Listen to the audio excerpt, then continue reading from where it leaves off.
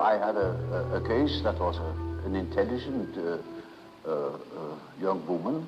She was a student of philosophy, very good mind, where one could expect easily that she would see that I am not the parental authority.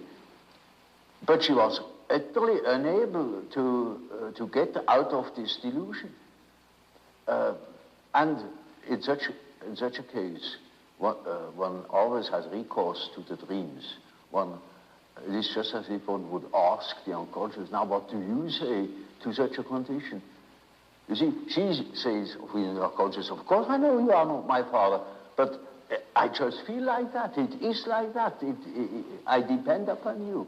And I say, now you see what the unconscious says. Now the unconscious produces dreams in which I really assumed a very curious role. You know, she was the little infant. She was sitting on my knees. I held her in my arms. I was a very tender father to the little girl, you know. And the last dream of that series was, I cannot tell you all the dreams, was that it was out in nature. I stood in a field of wheat, an enormous field of wheat that was ripe for harvest. And I was a giant. And I held her in my arm like a baby. And the wind was blowing over that field of wheat. Now, you know, when the wind is blowing over wheat field, these waves in the wheat field. Yes. And with these waves, I swayed like that, putting her as if it were to sleep, you know. And she felt as being in the arms of a god, of the Godhead. And I thought, now the harvest is ripe, and I must tell her.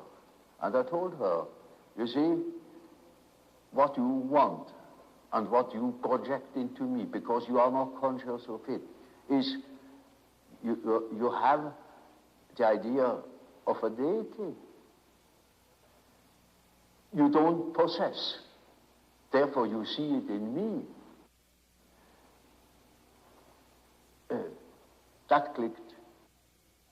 Because, you know, she had a rather intense religious education. Of course, it all vanished later on. And something disappeared from her world. Her world became merely personal. And that religious conception of the world was non-existent, apparently. And so she certainly became aware of an entirely heathenish image that comes fresh from the archetype. She had not the idea of a Christian God or of an Old Testament Yahweh. It was a heathenish God, you see, a God of nature, of vegetation. He was the wheat himself. He is the spirit of the wheat, the spirit of the wind. And she was in the arms of that Newman. No.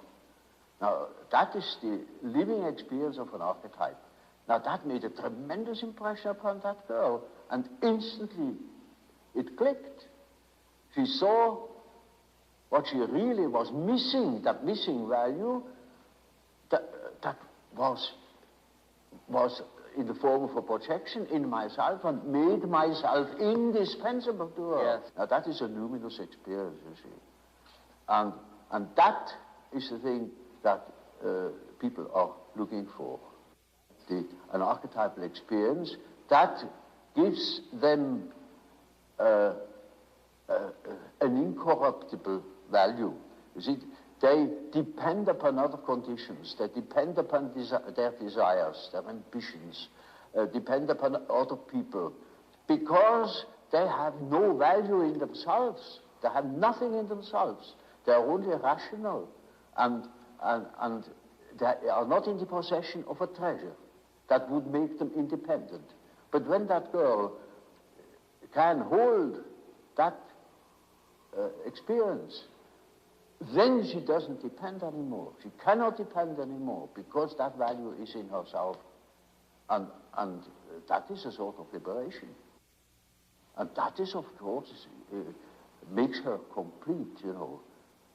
Inasmuch as she can realize such a luminous experience, she is able to continue her path, her way, her individuation. The acorn can become an oak and not a donkey. Nature will take her course. She will become that which she is from the beginning.